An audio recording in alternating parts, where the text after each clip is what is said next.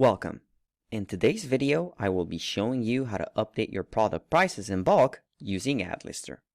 Let's say you have the same products that need to have the same price on them. To do this, log into AdLister, head over to the products page, highlight those products, and click on the Product Actions dropdown.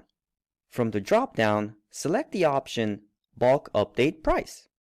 A pop-up window will appear where you will need to select to which platforms you want to update the prices on. Select eBay or another platform and set the price. You can also select to adjust the current price and add a percentage onto the price or simply add the new price for the products. There is also the option to use the price that a specific platform has to update the products by. You can then update the products, or you can tick the revise option, and this way the changes will get pushed onto eBay.